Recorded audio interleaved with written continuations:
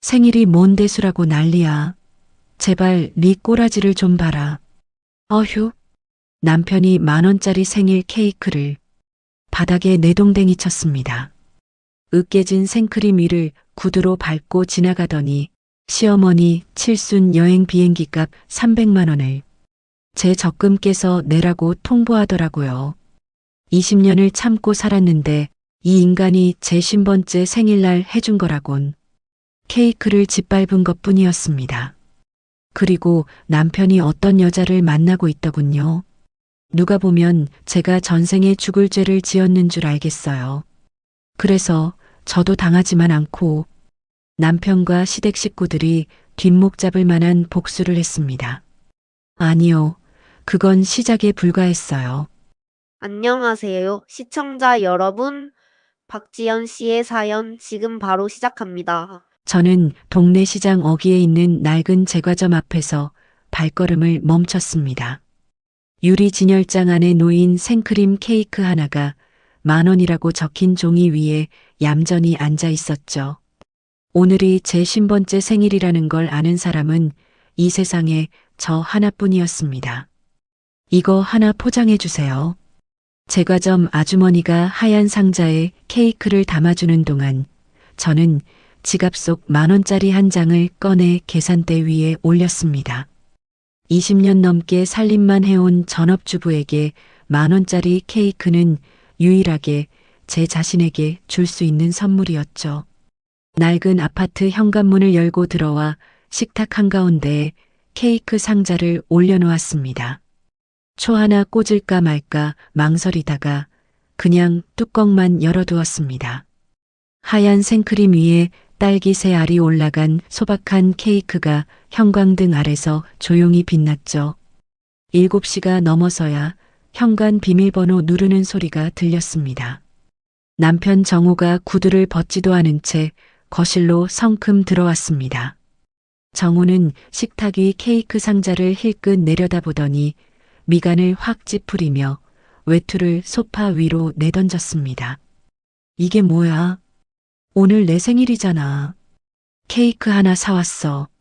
정우가 코웃음을 치며 식탁 의자를 끌어당겨 털썩 앉았습니다. 생일이 뭔 대수라고. 네 꼬라지를 봐. 머리는 언제 한 거야? 옷은 또 뭐야? 동네 아줌마들 중에 너만큼 촌스러운 사람이 있어? 저는 아무 말 없이 부엌으로 가서 밥을 푸기 시작했습니다. 등 뒤로 정우의 혀차는 소리가 선명하게 들려왔죠. 20년 동안 수천 번은 들었을 그 소리에 이제는 심장이 뛰지도 않았습니다. 밥 차려. 배고파 죽겠는데 이딴 걸 식탁에 올려놔서 밥맛을 떨어뜨려. 제가 쌀밥과 찌개를 식탁으로 옮기려는 순간이었습니다. 정우가 벌떡 일어서더니 식탁 위 케이크 상자를 손바닥으로 후려쳤습니다. 상자가 식탁 모서리에 부딪히며 뚜껑이 벌어졌고 하얀 생크림 케이크가 바닥으로 떨어져 처참하게 뭉개졌습니다. 딸기 새 알이 장판 위로 대굴대굴 굴러갔습니다. 생크림이 으깨진 빵 조각 사이로 질척하게 번졌죠. 정우는 그 위를 구두 신은 채로 밟고 지나가며 안방 쪽으로 걸어갔습니다. 그리고 말인데 정우가 안방 문 앞에서 멈춰서며 고개를 돌렸습니다. 다음 달 우리 엄마 칠순이잖아. 다낭 가족여행 비행기표 5명분. 네 적금 깨서 결제해. 그게 얼마나 되는데? 한 300은 되겠지. 왕복이니까. 저는 바닥에 뭉개진 케이크 잔해를 내려다보며 물었습니다. 내 적금을 왜 시댁 여행에 써야 하는 건데? 정우가 눈을 부릅뜨며 한 발짝 다가왔습니다. 야, 네가 이 집에서 밥 먹고 잠자고 하는 게 다 누구 덕인데? 내가 벌어다 주니까 그렇게 편하게 사는 거잖아. 엄마 칠순에 효도 한 번 하는 게 그렇게 아까워? 300만 원이면 내가 3년 넘게 모은 돈이야. 그래서 안 한다고?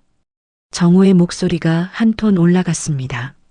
저는 바닥에 생크림 자국을 물끄러미 바라보다가 고개를 숙였습니다. 알았어. 처음부터 그렇게 말하면 될걸. 쓸데없이 입을 놀려.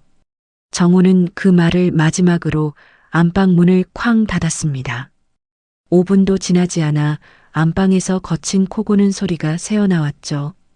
저는 부엌에서 걸레를 가져와 바닥에 무릎을 꿇고 앉았습니다. 으깨진 빵 조각을 하나하나 주워 쓰레기통에 넣고 생크림 자국을 깨끗이 닦아냈습니다. 마지막 딸기 한 알을 집어 올리는 순간 제 손가락이 미세하게 떨리고 있다는 걸 알았습니다. 분노가 아니었습니다. 결심이었죠. 저는 걸레를 빨아 널고 거실불을 껐습니다. 어둠 속에서 안방에 코 고는 소리만 규칙적으로 울렸습니다. 20년이라는 시간을 이 사람에게 바쳤지만 이제 더 이상 이 껍데기뿐인 결혼에 단 하루도 미련을 두지 않기로 했습니다. 내일 아침 정우가 출근하는 순간부터 저는 움직일 겁니다.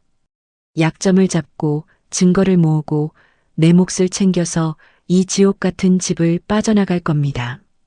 날이 밝자마자 정우가 현관문을 나서는 소리를 확인한 저는 곧바로 집안 곳곳에 흩어져 있는 정우의 서류와 영수증들을 한 장씩 모아 휴대전화 카메라로 찍기 시작했습니다. 그날 오전 저는 베란다 창문 너머로 아파트 주차장을 내려다보았습니다. 정우의 검은색 승용차가 평소 자리에 그대로 서 있었죠. 오늘따라 정우는 차를 두고 지하철로 출근했습니다. 저는 여분의 차 키를 서랍에서 꺼내 주차장으로 내려갔습니다. 평소 정우가 끔찍하게 아끼던 차였습니다.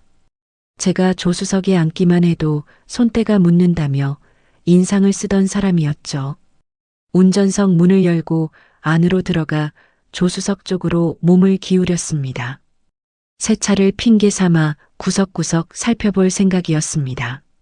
조수석 의자를 최대한 뒤로 젖히고 바닥 매트를 걷어 올렸습니다. 그때 자석 레일 틈새에 뭔가 끼어 있는 게 보였습니다. 손가락 2개를 넣어 빼낸 것은 보라색 신용카드 한 장이었습니다. 반짝거리는 카드 표면에 금색 글씨로 이름이 새겨져 있었죠. 이소진. 저는 그 이름을 알고 있었습니다. 작년 회사 송년회 때 정우 옆에 서서 웃고 있던 젊은 여자. 남편이 같은 회사 다른 부서 후배라고 소개했던 바로 그 사람이었습니다. 심장이 쿵 하고 내려앉는 대신 머릿속이 오히려 차갑게 맑아졌습니다. 저는 카드를 바닥에 도로 내려놓고 글로브 박스를 열었습니다. 안쪽 깊숙한 곳에서 종이 뭉치가 쏟아져 나왔죠. 교회에 있는 모텔 영수증이었습니다. 날짜가 찍혀 있었고 가장 최근 것은 불과 일주일 전이었습니다. 그 사이에 끼어 있는 화장품 매장 영수증에는 30만 원짜리 크림, 15만 원짜리 향수 구매 내역이 빼곡했습니다. 저는 떨리는 손을 무릎 위에 꾹 눌러 진정시켰습니다. 심호흡을 3번 하고 나서 영수증들을 날짜 순서대로 정리한 뒤 한 장씩 사진을 찍었습니다. 그 다음 블랙박스에 손을 뻗었습니다. 룸미러 아래 붙어 있는 작은 기기에서 메모리 카드를 빼내어 주머니에 넣었습니다. 영수증은 원래 자리에 도로 밀어넣고 이소진의 카드도 레일 틈새에 다시 끼워두었습니다. 매트를 덮고 조수석 의자를 원래 위치로 되돌렸습니다. 집으로 올라와 노트북을 켜고 메모리 카드를 꽂았습니다. 영상 파일 목록이 날짜별로 쭉 나열되었죠. 저는 가장 최근 날짜부터 하나씩 재생했습니다. 화면 속에 정우와 이소진이 나란히 앉아 있었습니다. 이소진이 정우의 팔을 잡고 깔깔대며 웃고 있었죠. 오빠 와이프 진짜 안 궁금해? 요즘도 그 시장표 패딩 입고 다녀? 아, 그 얘기 하지 마. 밥맛 떨어져. 네가 100배 1000배 낫지. 에이, 그래도 집에 가면 잘해줘야지. 뭘 잘해줘. 볼 때마다 한숨만 나와. 늙은 건 그렇다 쳐도 꾸밀 생각을 안 하니까. 이소진이 정우의 어깨에 머리를 기대며 킥킥 웃었습니다. 오빠네 시어머니도 웃기던데.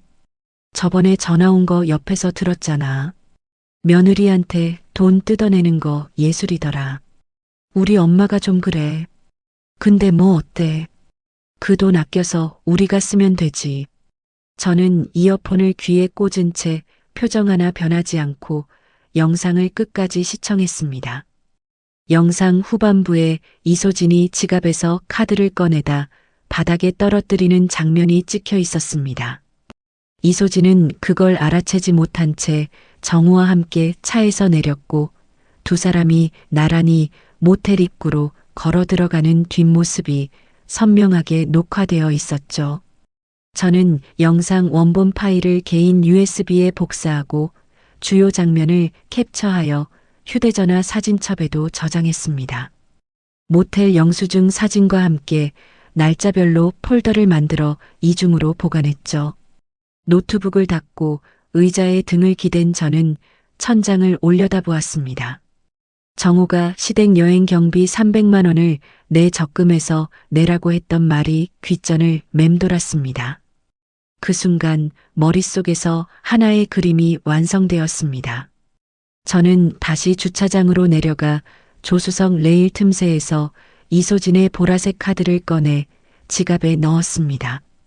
집으로 돌아와 휴대전화를 들고 시어머니에게 전화를 걸었습니다. 어머니, 저 지연이에요. 다낭 비행기표 오늘 안으로 예약해 드릴게요. 아이고, 그래. 정우가 시켰지? 우리 아들이 효자라니까. 네, 어머니. 걱정 마세요. 오늘 중으로 다 끝내놓을게요. 전화를 끊고 저는 휴대전화 화면을 가만히 들여다보았습니다. 지갑 속 보라색 카드의 모서리가 손끝에 닿았죠. 그날 오후 저는 거실 소파에 앉아 휴대전화로 항공권 예약 앱을 열었습니다. 출발지 인천, 도착지 다낭, 왕복, 성인 5명. 시어머니를 포함한 시댁 식구들의 이름과 여권 번호를 하나하나 입력했죠. 정우가 작년에 본가 여행 갈 때 쓰라며 보내준 단체 카톡방에 여권 사진이 고스란히 남아 있었습니다. 검색 버튼을 누르자 항공편 목록이 쭉 나열되었습니다. 날짜와 시간을 맞추니 1인당 60만 원, 5명 합산 300만 원이 결제 금액으로 떴습니다. 저는 지갑에서 보라색 카드를 꺼냈습니다. 카드 앞면에 이소진이라는 이름이 형광등빛 아래서 선명하게 빛났죠. 카드 번호 16자리, 유효기간, 뒷면에 3자리 숫자를 천천히 입력했습니다. 손끝이 차가웠지만 단 한 번도 망설이지 않았습니다. 결제 버튼을 눌렀습니다. 3초, 5초, 7초. 화면이 바뀌며 결제 완료라는 글자가 떠올랐습니다. 300만 원 일시불 승인. 저는 예약 확인서를 캡처하고 프린터로 종이 한 장을 뽑아냈습니다. 예약 번호, 탑승자 이름, 출발 날짜와 시간이 깔끔하게 인쇄되어 있었죠. 종이를 서류 봉투에 넣어 식탁 위에 올려두었습니다. 그리고 시어머니에게 종이 항공권 예약 확인서를 사진으로 찍어 메시지를 보냈습니다. 어머니, 예약 완료했어요. 정우가 특별히 챙겨준 카드로 결제했습니다. 1분도 지나지 않아 시어머니에게 전화가 왔습니다. 저는 조용히 통화 녹음 버튼을 누른 뒤 전화를 받았죠. 여보세요, 어머니. 아이고, 우리 아들 진짜 효자네, 효자. 카드까지 따로 챙겨주고. 역시 내 아들이야. 네, 어머니. 정우가 꼭 좋은 자리로 예약하라고 신신당부하더라고요. 그래. 내가 아들을 잘 키웠지. 너는 그런 남편 만난 거 평생 감사하면서 살아. 알겠어? 네, 어머니.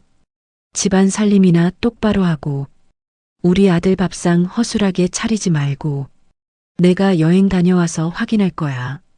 네, 잘 다녀오세요. 아, 그리고 여행 가방 하나 새로 사야 하는데 그것도 네가 알아서 해. 정우한테 말 안 해도 되지? 네, 어머니. 제가 알아볼게요. 전화가 끊어진 뒤에도 저는 한동안 휴대전화를 귀에 대고 있었습니다. 녹음 파일이 제대로 저장되었는지 확인하고 나서야 전화기를 내려놓았죠. 같은 시각 어딘가에서 이소진의 휴대전화가 울리고 있었을 겁니다. 300만 원 일시불 결제 알림이 뜨는 그 순간 이소진의 얼굴이 어떻게 변했을지 저는 충분히 상상할 수 있었습니다. 저녁 때 퇴근한 정호가 식탁 위 서류 봉투를 발견하고 꺼내 보았습니다. 뭐야 이거? 어머니 비행기표? 오늘 예약했어. 정호가 종이를 대충 훑어보더니 고개를 끄덕였습니다. 적금 깼어? 응. 수수료 좀 나갔지만 어쩔 수 없지. 잘했네. 처음부터 군말 말고 이렇게 하면 되는 거야. 정호는 종이를 봉투에 도로 밀어넣고 소파에 드러누워 리모컨을 집어들었습니다. 텔레비전 소리가 거실을 채우는 동안 저는 부엌에서 설거지를 하며 정호의 등을 바라보았습니다. 저 사람은 모르겠죠. 자기 발밑에 뇌관이 묻혀 있다는 걸. 며칠 뒤 공항에서 그 뇌관이 터지는 순간 저 거만한 얼굴이 어떻게 일그러질지 저는 이미 알고 있었습니다. 설거지를 마치고 손을 닦으며 저는 혼자 조용히 웃었습니다. 지갑 속 보라색 카드는 이미 제 역할을 다했고 이제 남은 건 기다리는 일뿐이었죠. 그 시각 회사 사무실에서 업무를 보던 이소진의 책상 위로 휴대전화가 요란하게 울렸습니다. 화면에 뜬 카드사 알림 문자를 본 이소진의 눈이 크게 벌어졌죠. 뭐야 이게? 300만 원? 인터넷 여행사? 이소진이 허둥지둥 핸드백을 뒤져 지갑을 꺼냈습니다. 카드 칸을 하나하나 넘기던 손가락이 멈췄죠. 보라색 카드가 있어야 할 자리가 텅 비어 있었습니다. 없어. 카드가 없어. 이소진이 지갑을 뒤집어 털고 핸드백 바닥까지 손을 넣어 뒤졌지만 카드는 나오지 않았습니다. 이소진은 곧바로 카드사 고객센터에 전화를 걸었죠. 여보세요. 제 카드로 오늘 300만 원이 결제됐는데요. 제가 결제한 거 아닙니다. 어디서 결제된 거예요? 고객님, 확인해 보니 인터넷 항공권 예약 사이트에서 다낭행 왕복 항공권 5매가 결제되었습니다. 다낭? 항공권 5장? 미쳤네. 저 그거 결제 안 했어요. 도난 신고해 주세요. 바로요. 이소진의 머릿속에서 퍼즐 조각이 맞춰지기 시작했습니다. 며칠 전 정호의 차에서 내릴 때 지갑을 열었던 기억이 떠올랐죠. 그때 카드를 흘렸나 아니면 그 인간이 가져간 거야. 내 카드를 훔쳐간 거라고. 이소진의 얼굴이 시뻘겋게 달아올랐습니다. 자기 카드로 자기 본가 식구들 해외여행을 보내다니. 배신감과 분노가 한꺼번에 치밀어 올랐죠. 이소진이 정호에게 전화를 걸었습니다. 신호음이 울리고 또 울렸지만 정호는 받지 않았습니다. 한 번, 두 번, 세 번, 네 번째 시도에서도 연결되지 않자 이소진은 휴대전화를 책상 위에 내리쳤습니다. 회의 중이래. 회의 중이면 내 300만 원은 어쩌라고. 이소진은 다시 카드사에 전화를 걸어 카드 분실 및 도난 등록을 완료시켰습니다. 그러고는 컴퓨터를 켜서 경찰청 민원 사이트에 접속했죠. 떨리는 손가락으로 키보드를 두드려 온라인 진정서를 작성했습니다. 피진정인 란에 김정호라는 이름 석 자를 또박또박 적어 넣었습니다. 도둑질을 해? 나한테? 두고 봐, 김정호. 그날 밤이었습니다. 밤 10시가 넘어서야 퇴근한 정호가 현관문을 열고 들어왔죠. 저는 거실 소파에서 텔레비전을 보고 있었습니다. 정호가 식탁 위에 놓인 서류 봉투를 다시 한번 집어들며 말했습니다. 엄마한테 예약 확인서 보내줬어? 응. 사진 찍어서 보냈어. 어머니 많이 좋아하시더라. 당연하지. 300만 원이면 싼 거야. 엄마 칠순인데. 정우가 봉투를 내려놓고 화장실로 향했습니다. 저는 리모컨을 만지작거리며 아무렇지 않은 표정을 유지했죠. 정우가 샤워를 하는 사이 거실에 놓아둔 정우의 휴대전화 화면이 쉴 새 없이 깜빡였습니다. 저는 고개를 돌려 그 화면을 힐끗 보았습니다. 이소진이라는 이름으로 부재중 전화 23통, 그 아래로 문자 메시지가 줄줄이 쌓여 있었죠. 내 카드 돌려줘, 이 도둑놈아. 300만 원 당장 토해내. 전화 안 받으면 경찰에 신고한다. 아, 이미 했어. 김정우, 너 죽었어. 저는 아무것도 보지 못한 사람처럼 시선을 텔레비전으로 되돌렸습니다. 욕실에서 물소리가 멈추고 정우가 수건으로 머리를 털며 나왔죠. 정우가 소파 위 휴대전화를 집어들었습니다. 화면을 본 정우의 손이 멈췄습니다. 수건을 든 채로 굳어버린 정우의 얼굴에서 핏기가 싹 빠져나갔죠. 정우가 허겁지겁 화면을 스크롤하며 문자를 읽더니 거실을 서성이기 시작했습니다. 뭐야 이게? 뭐야? 정우가 이소진에게 전화를 걸었습니다. 하지만 기계음만 흘러나왔죠. 고객이 수신을 차단하여 연결할 수 없습니다.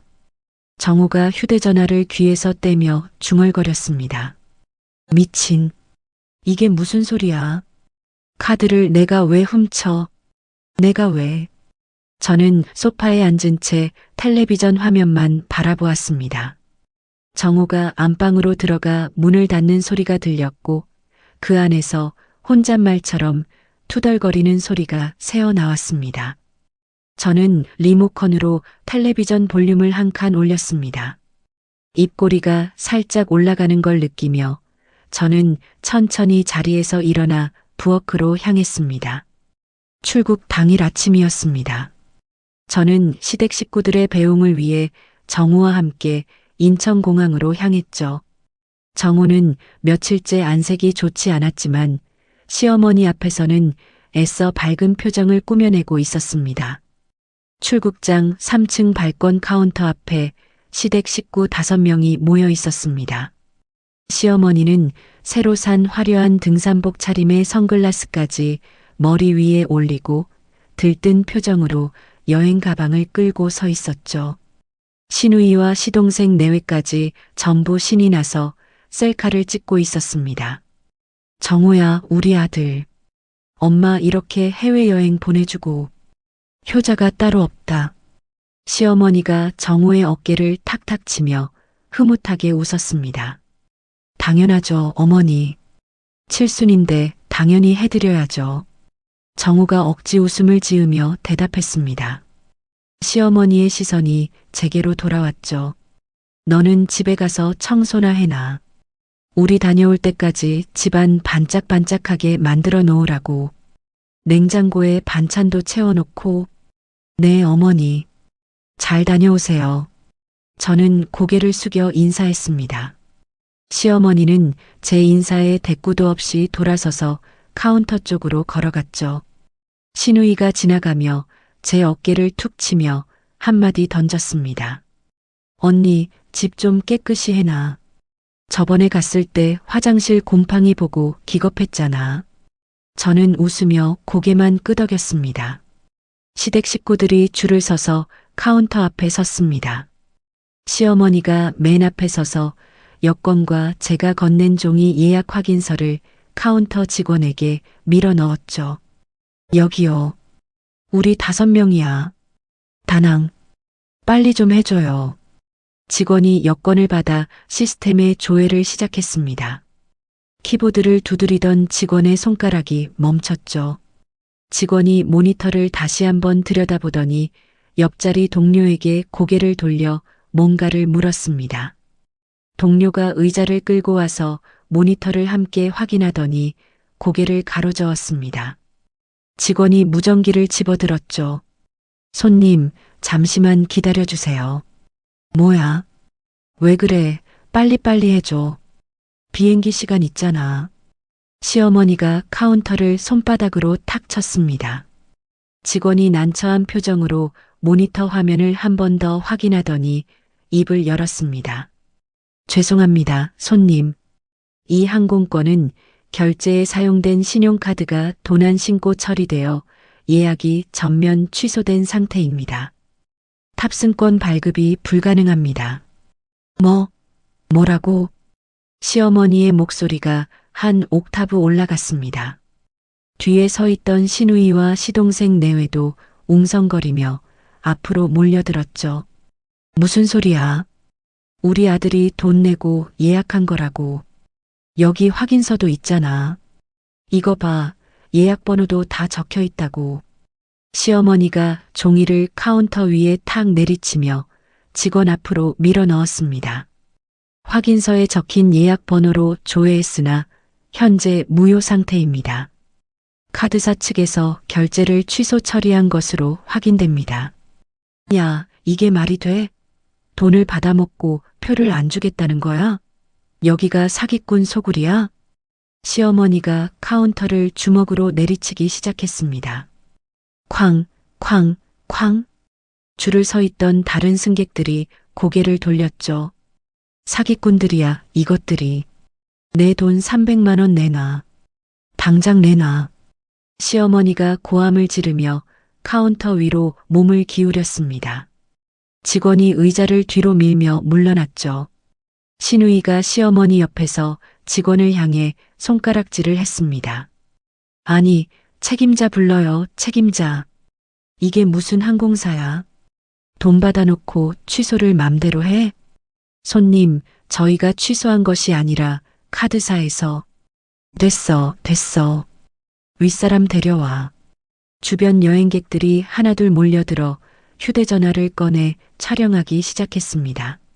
한 외국인 관광객이 멀찍이 서 동영상을 찍고 있었고 옆줄에 서 있던 젊은 부부가 고개를 절레절레 흔들었죠.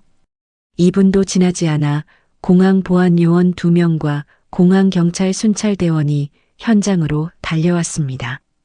무슨 일이십니까? 진정하시고 상황을 설명해 주세요.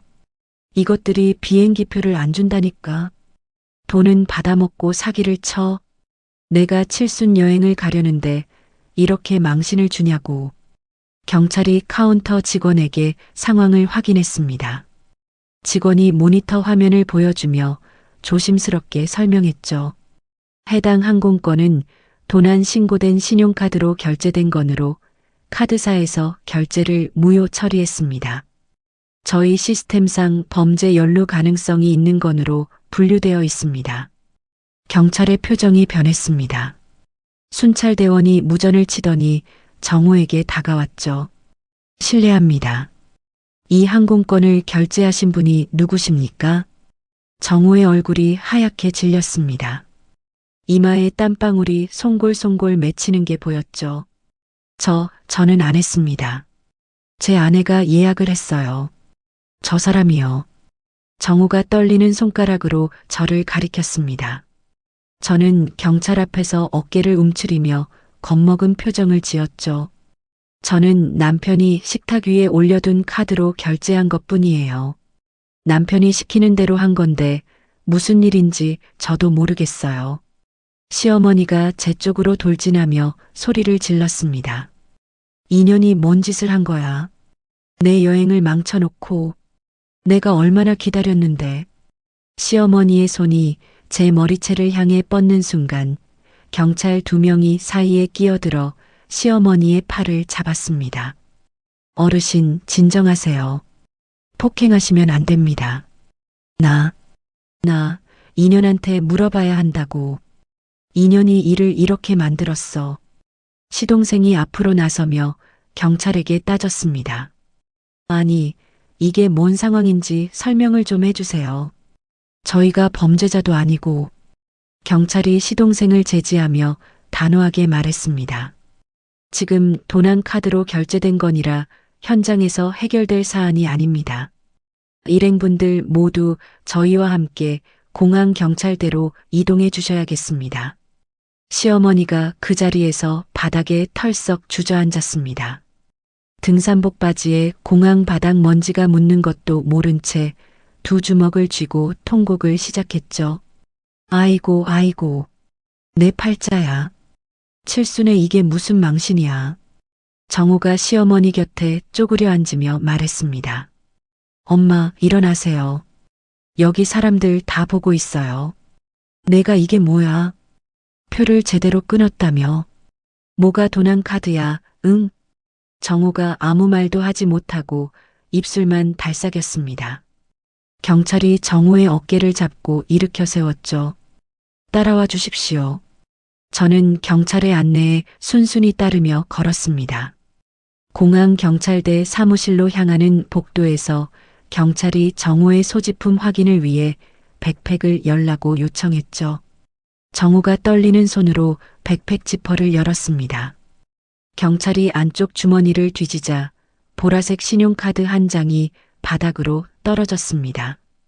또르르 굴러간 카드를 경찰이 집어들었죠. 카드 앞면에 새겨진 이름을 확인하는 경찰의 눈이 가늘어졌습니다. 이소진. 이 카드, 도난 신고된 카드와 대조해 보겠습니다. 정우가 카드를 멍하니 내려다보며 중얼거렸습니다. 저거 왜 내 가방에 있어? 나는 넣은 적 없는데. 이게 왜 여기서 나와? 정우의 무릎이 꺾이며 복도 벽에 등을 기대고 미끄러져 내려앉았습니다. 사색이 된 얼굴로 허공을 바라보는 정우의 옆을 지나치며 저는 고개를 숙인 채 조용히 걸었습니다. 공항경찰대에서 관할 경찰서로 넘겨진 뒤 저와 정우는 각각 다른 조사실에 앉았습니다. 담당 형사가 제 앞 의자에 걸터 앉으며 볼펜을 돌렸죠. 박지연 씨, 항공권 결제를 직접 하신 거 맞습니까? 네.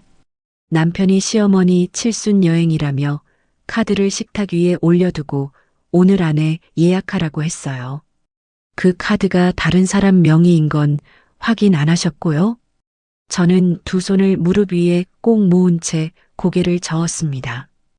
인터넷으로 결제할 때 카드 번호만 넣으면 되잖아요. 이름을 자세히 볼 생각을 못했어요. 남편이 회사에서 새로 받은 카드인가 보다 했습니다. 남편분이 직접 카드를 건넨 겁니까? 식탁 위에 올려놓고 이걸로 결제하라고 했어요. 저는 남편이 준 거니까 당연히 남편 카드라고 생각한 거죠. 형사가 조서를 쓰며 고개를 끄덕였습니다. 저는 목소리를 약간 떨리게 만들며 말을 이었죠. 형사님, 저 정말 아무것도 몰랐어요. 남편이 시키는 대로 한 것뿐인데 이렇게 될 줄은 꿈에도 생각 못했습니다. 저도 무서워요. 알겠습니다. 일단 진술 내용은 여기까지 받고 추가 확인이 필요하면 연락드리겠습니다. 맞은편 조사실에서 남편분 조사가 진행 중이니 잠시 대기해 주세요. 저는 고개를 숙이고 대기 의자로 옮겨 앉았습니다. 맞은편 조사실 문이 열려 있었습니다. 안쪽에서 형사의 목소리가 복도까지 선명하게 들려왔죠. 김정호 씨, 가방에서 나온 이 카드. 이소진 씨 명의의 신용카드가 왜 당신 소지품에 있었습니까? 모릅니다. 저는 정말 모르는 겁니다. 제가 넣은 적이 없어요. 모른다고요? 도난 신고된 카드가 본인 가방 안쪽 주머니에서 나왔는데 모른다는 게 말이 됩니까? 진짜예요. 누가 넣은 건지 저는 그 카드를 만진 적도 없다고요. 형사가 책상을 손바닥으로 탁 쳤습니다. 김정호 씨, 카드 주인인 이소진 씨가 직접 도난 신고를 했어요. 경찰에 진정서까지 냈고 당신 이름을 지목해서요. 그래도 모른다고 할 겁니까? 이소진이 제 이름을요? 왜요? 왜 제 이름을 대요? 정우의 목소리가 갈라졌습니다. 그건 내가 물어볼 말입니다. 이소진 씨와 어떤 관계입니까? 같은 회사 다른 부서 후배요. 그냥 아는 사이입니다. 그냥 아는 사이인 사람 카드가 왜 당신 가방에서 나옵니까? 그러니까 그걸 저도 모르겠다고요. 정우가 의자에서 몸을 앞으로 숙이며 두 손으로 머리를 감싸 쥐었습니다. 형사는 팔짱을 끼고 정우를 내려다보았죠. 좋습니다. 카드 주인이 곧 이쪽으로 옵니다. 대지라면 다 밝혀지겠죠. 정호의 고개가 번쩍 들렸습니다. 이소진이 여기로 온다고요? 형사가 대답 대신 조사실 문 쪽을 턱으로 가리켰습니다. 그때였습니다. 복도에서 높은 구두 소리가 또각또각 빠르게 울렸습니다. 점점 가까워지더니 정호가 앉아있는 조사실 앞에서 딱 멈췄죠. 문이 벌컥 열리며 이소진이 들어왔습니다. 코트 자락이 휘날릴 정도로 거세게 문을 밀어젖힌 이소진의 얼굴이 시뻘겋게 달아올라 있었습니다. 이소진은 의자에 앉아있는 정호를 발견하자마자 세 걸음 만에 앞으로 달려들었습니다. 찰싹! 이소진의 손바닥이 정호의 왼쪽 뺨을 정확히 때렸습니다. 정호의 고개가 옆으로 확 돌아갔죠. 이 도둑놈아, 내 카드 훔쳐서 네 엄마 여행비로 쓴 거야? 300만 원을? 정호가 뺨을 감싸쥐며 의자에서 벌떡 일어났습니다. 야, 미쳤어? 나는 네 카드 안 가져갔다고. 거짓말하지 마. 네 가방에서 내 카드 나왔다며. 경찰이 전화해서 그랬어. 내 카드가 네 가방에 있었다고. 그러니까 그걸 내가 안 넣었다니까. 누가 넣은 건지 나도 모른다고. 이소진이 정호의 멱살을 두 손으로 움켜잡았습니다. 셔츠 칼라가 구겨지며 정호의 목이 앞으로 꺾였죠. 모른다고? 그럼 내 카드가 네 가방으로 날아들어갔어? 응? 내가 바보로 보여? 나 이것 좀 놔. 300만 원 당장 토해내. 지금 당장. 이소진이 정호를 앞뒤로 흔들었습니다. 정호의 등이 벽에 쿵 부딪혔죠. 형사가 의자에서 일어나며 소리쳤습니다. 그만하세요. 여기 경찰서입니다. 다른 형사 한 명이 뛰어들어와 이소진의 허리를 잡고 뒤로 끌어냈습니다. 이소진이 팔을 버둥거리며 정호를 노려보았죠. 나요. 저 인간한테 할 말이 있다고요. 진정하세요. 여기서 폭행하면 당신도 입건됩니다. 이소진이 형사의 손을 뿌리치며 한 발짝 물러섰습니다. 숨을 헐떡이며 정호를 손가락으로 가리켰죠. 저 인간이 내 돈을 훔쳤어요. 제 카드로 자기 가족 비행기표를 끊었다고요. 5장이나 300만 원이나. 담당 형사가 이소진과 정호 사이에 서며 차분하게 물었습니다. 이소진 씨, 진정하시고 하나만 물어봅시다. 직장 선후배 사이라고 했는데 본인 카드가 왜 김정호 씨 차에 있었던 겁니까? 이소진의 눈동자가 흔들렸습니다. 그건 카드를 잃어버린 장소가 김정호 씨 개인 차량 아니라고 하셨잖아요. 진정서에도 그렇게 적으셨고 직장 선배 차에 왜 탔습니까? 이소진이 입술을 깨물었습니다. 하지만 분노가 이성보다 앞서 있었죠. 같이 만나는 사이였으니까요. 차에 탈 수도 있잖아요. 형사의 눈썹이 올라갔습니다. 같이 만난다는 게 무슨 뜻입니까? 구체적으로 말씀해 주세요. 사귀는 사이라고요. 연인 사이였다고요. 이 사람이 먼저 좋아한다고 해서 만난 건데 이렇게 뒤통수를 칠 줄은 몰랐죠. 정호가 벽에 기댄 채 눈을 질끈 감았습니다. 형사가 정호를 돌아보며 물었죠. 김정호 씨, 기혼자 맞습니까? 정호가 대답하지 못하고 고개를 떨궜습니다. 이소진 씨 진술대로 내연 관계가 맞습니까? 조사실 안이 조용해졌습니다. 정호의 입술이 바들바들 떨리다가 겨우 한마디를 내뱉었죠. 네. 이소진이 정호를 향해 다시 달려들려 했지만 형사가 앞을 막아섰습니다. 이 비겁한 인간아. 나한테 사랑한다고 해놓고 내 카드를 훔쳐? 그 돈으로 마누라한테 효도시켜? 내가 사람이야? 나는 카드를 안 훔쳤어. 몇 번을 말해야 알아들어. 그럼 네 가방에서 왜 나와? 유령이 넣었어? 형사가 두 사람 사이에 확실하게 끼어들며 이소진을 문 쪽으로 밀었습니다. 이소진 씨는 밖에 나가서 대기하세요. 추가 조사는 따로 진행하겠습니다. 이소진이 문 밖으로 나가며 정호를 돌아보고 이를 악물었습니다. 김정호, 넌 끝났어. 내가 끝까지 간다. 문이 닫히고 조사실에 정적이 흘렀습니다. 저는 복도 구석 대기 의자에서 그 모든 소리를 들으며 앉아 있었습니다. 가방 안쪽에서 USB 하나를 꺼내 손에 쥐었죠. 담당 형사가 이소진을 내보내고 복도로 나왔을 때 저는 자리에서 조용히 일어났습니다. 형사님. 네, 박지연 씨. 뭔가 더 하실 말씀이 있으세요? 이건 남편 차에 있던 블랙박스 영상이에요. 제가 세차하다가 우연히 발견한 건데 혹시 도움이 될까 싶어서 가져왔습니다. 형사가 USB를 받아 손 위에 올려놓고 저를 한번 바라보았습니다. 모텔 영수증 사진도 같이 들어있어요. 날짜별로 정리해뒀습니다. 형사가 고개를 끄덕이며 조사실로 들어갔습니다. 컴퓨터에 USB를 꽂는 소리가 들렸고 잠시 후 영상 속 정호와 이소진의 웃음소리가 조사실 안에서 흘러나왔죠. 저는 대기 의자에 도로 앉아 두 손을 무릎 위에 가지런히 올렸습니다. 복도 형광등 불빛 아래서 저는 표정 하나 바꾸지 않고 조용히 기다렸습니다. 경찰서 로비는 순식간에 아수라장이 되었습니다. 공항에서 풀려나 택시를 타고 달려온 시어머니가 자동문을 밀치며 안으로 들어왔죠. 등산복 바지에 공항 바닥 먼지가 그대로 묻어 있었고 머리 위에 올려뒀던 선글라스는 어디서 떨어뜨렸는지 보이지 않았습니다. 시어머니가 로비를 두리번거리다가 대기석 의자에서 일어서는 이소진을 발견했습니다.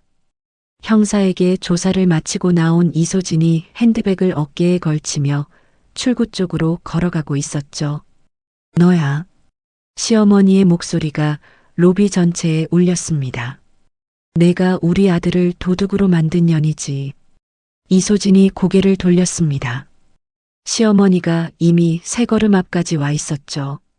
시어머니의 손이 번개처럼 뻗어 이소진의 팔뚝을 꼬집었습니다.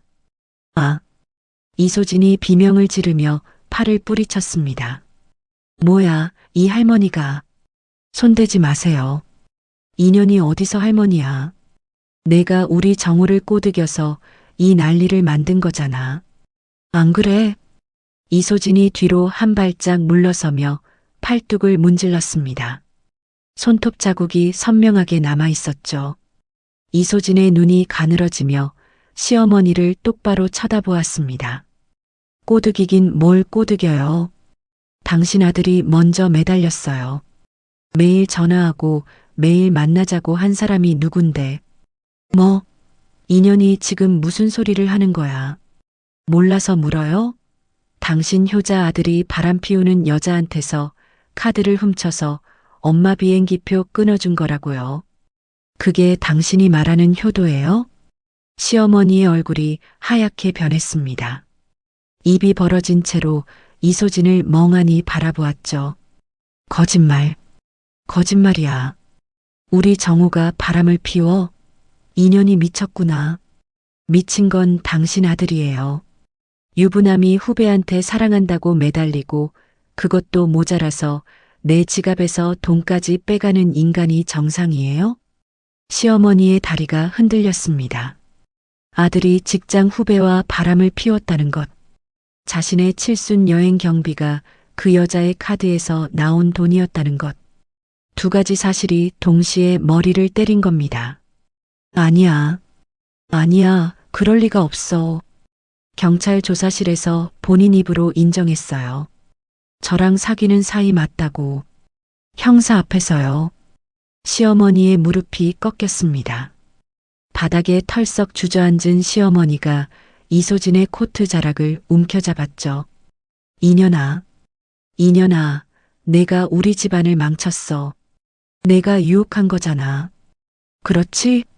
나요. 옷 늘어나잖아. 이소진이 코트를 잡아당기며 뿌리치려 했지만 시어머니가 놓지 않았습니다. 시어머니의 손이 코트에서 이소진의 손목으로 옮겨갔죠. 내가 내 아들을 유혹 안 했으면 이런 일이 생겼겠어. 응? 이 여우 같은 년아. 유혹은 무슨 유혹이에요? 50 넘은 아저씨가 20대한테 먼저 들이댄 건데 왜 나한테 그래요? 뭐, 50이 넘으면 사람도 아니야? 인연이 지금 내 아들 나이를 가지고. 그때 조사실 쪽 복도에서 정우가 뛰어왔습니다. 형사의 추가 조사를 마치고 나온 모양이었죠. 로비 한복판에서 어머니가 바닥에 주저앉아 이소진과 뒹굴고 있는 모습을 본 정우가 달려왔습니다. 엄마, 엄마, 일어나세요. 여기가 어디라고. 정우가 시어머니의 팔을 잡아 일으키려 했습니다. 시어머니가 아들의 손을 확 뿌리쳤죠. 건드리지 마. 이 못된 놈아. 시어머니가 바닥에 앉은 채로 정우의 종아리를 주먹으로 내리쳤습니다. 한 대, 두 대, 세 대. 이게 사실이야? 내가 이 여자랑 바람을 핀 거야? 엄마 앞에서 똑바로 말해. 정우가 입술을 깨물며 고개를 떨궜습니다. 아무 말도 나오지 않는 모양이었죠. 이 못난 놈아. 그래서 내 마누라한테 돈을 뜯어서 인연이랑 쓴 거야? 그 돈으로 엄마 여행도 보내고 그게 네가 벌어서 하는 효도야? 아니에요, 엄마. 그게 아니라. 뭐가 아니야? 뭐가? 경찰서에 끌려와서 이 꼴을 당하고도 아니라고 할 거야. 이소진이 팔짱을 끼며 코웃음을 쳤습니다. 보세요. 저 인간이 할 줄 아는 거라곤 거짓말뿐이에요. 저한테도 와이프랑 이혼할 거라고 했거든요. 매번 다음 달에, 다음 달에. 1년 내내 같은 소리만 하고. 시어머니가 이소진을 올려다보았습니다. 이혼? 이혼을 한다고 했어? 이 미친놈이 진짜. 시어머니가 바닥을 짚고 일어서더니 정우의 뺨을 향해 손을 들었습니다. 찰싹 소리가 로비에 울렸죠. 네 마누라가 20년을 참고 살았는데 20년을 이 악물고 살림한 사람을 버려? 그것도 이런 년 때문에? 정우가 뺨을 감싸며 뒷걸음질 쳤습니다. 엄마, 여기서 이러지 마세요. 사람들 다 보고 있잖아요. 실제로 로비에 있던 민원인 대여섯 명이 입을 벌린 채 쳐다보고 있었습니다. 접수 창구 직원들도 일손을 멈추고 고개를 내밀었죠. 이소진이 한 발짝 앞으로 나서며 정우를 향해 손가락을 들이밀었습니다. 김정우, 나한테 300만 원 당장 물어내. 그리고 1년 동안 나한테 쓴 시간, 내 청춘값도 받아낼 거야. 각오해. 너도 좀 닥쳐. 지금 그게 중요해? 닥치라고? 지금 나한테 닥치라고 했어? 내가 내 카드를 훔쳐놓고? 이소진이 다시 정우에게 달려들었습니다. 시어머니가 그 사이에 끼어들며 이소진의 머리를 향해 손을 뻗었죠. 세 사람이 로비 한복판에서 뒤엉켜 고함을 지르고 밀치고 잡아당기는 난투극이 벌어졌습니다. 다들 그만하세요. 경찰 3명이 우르르 달려왔습니다. 한 명이 이소진의 허리를 잡고 뒤로 끌어냈고 한 명이 시어머니의 어깨를 잡아 의자에 앉혔죠. 나머지 한 명이 정우를 반대편 벽 쪽으로 밀어냈습니다. 여기 경찰서예요. 한 번만 더 소란 피우면 전원 입건합니다. 시어머니가 의자에 앉은 채 온몸을 부들부들 떨었습니다. 이소진은 반대편 대기석에서 흐트러진 머리를 쓸어넘기며 거칠게 숨을 몰아쉬었죠. 정우는 벽에 등을 기댄 채 바닥만 내려다보고 있었습니다. 저는 로비 구석 의자에 앉아 두 손을 가지런히 모은 채 그 모든 광경을 지켜보았습니다. 주머니 안 휴대전화의 녹음기가 조용히 돌아가고 있었죠. 세 사람은 제가 파놓은 구덩이 안에서 서로의 목을 물어뜯으며 스스로 바닥까지 내려가고 있었습니다. 저는 한마디도 하지 않았고 손가락 하나 까딱하지 않았습니다. 그저 앉아서 지켜보기만 했죠. 10분 뒤 담당 형사가 저에게 다가왔습니다. 박지연 씨, 참고인 진술은 충분히 확보했습니다.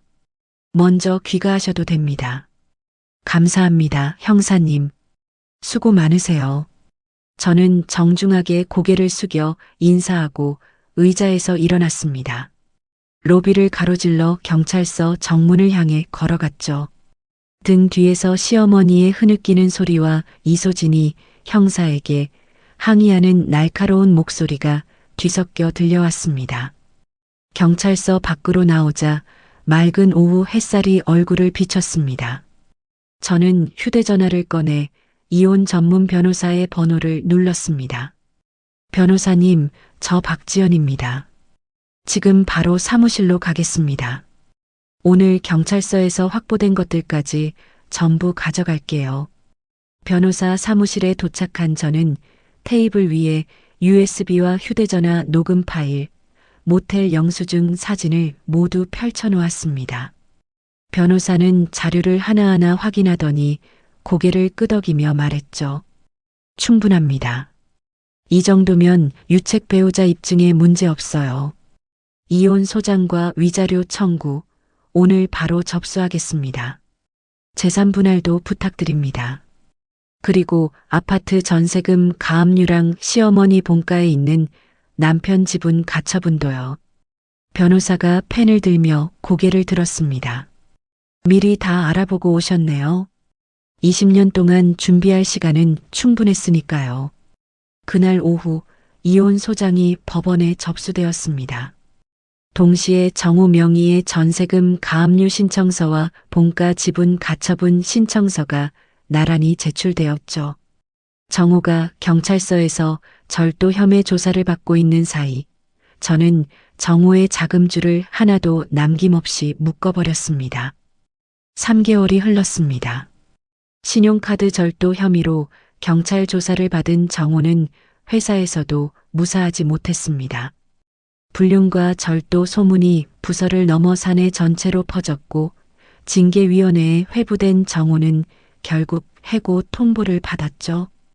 이소진도 마찬가지였습니다. 유부남 상사와 바람을 피우고 경찰서에서 폭행 소동까지 일으킨 사실이 퍼지면서 권고사직을 당했죠. 일자리를 잃은 이소진은 자기가 입은 피해를 물어내라며 정우에게 민사소송을 걸었고 두 사람은 끝없는 진흙탕 싸움에 빠져들었습니다. 시어머니는 경찰서에서의 충격으로 몸져 누워 병원 신세를 졌습니다. 정우가 제게 떠넘기려 했던 대출금은 법원이 인정한 증거자료 덕분에 오롯이 정우 혼자 짊어지게 되었죠. 가정법원은 정우의 잘못을 전부 인정했습니다.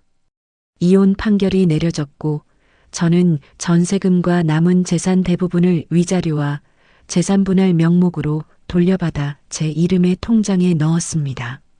모든 것을 잃은 정우는 짐 가방 하나를 끌고 변두리 고시원으로 들어갔습니다. 신용불량에 직장도 없는 정우가 할 수 있는 건 일용직을 전전하며 하루하루를 버티는 것뿐이었죠. 어느 비오는 저녁이었습니다. 차를 몰고 퇴근하는 길에 편의점 앞을 지나쳤죠. 파라솔 아래 쪼그려 앉아 컵라면을 먹고 있는 남자의 뒷모습이 보였습니다. 비에 젖은 점퍼 어깨가 축 처져 있었고 젓가락을 든 손으로 눈가를 훔치고 있었습니다. 정우였습니다. 저는 차창 너머로 그 모습을 2초쯤 바라보았습니다. 그리고 브레이크에서 발을 떼어 엑셀을 밟았죠. 백미러 속에서 정우의 등이 점점 작아지다가 사라졌습니다. 며칠 뒤 제 500번째 생일이 찾아왔습니다. 저는 서울 도심이 한눈에 내려다 보이는 호텔 라운지에 자리를 잡았습니다. 평생 한 번도 입어본 적 없는 실크 원피스를 차려입고 미용실에서 단정하게 손질한 머리를 쓸어넘기며 의자에 앉았죠.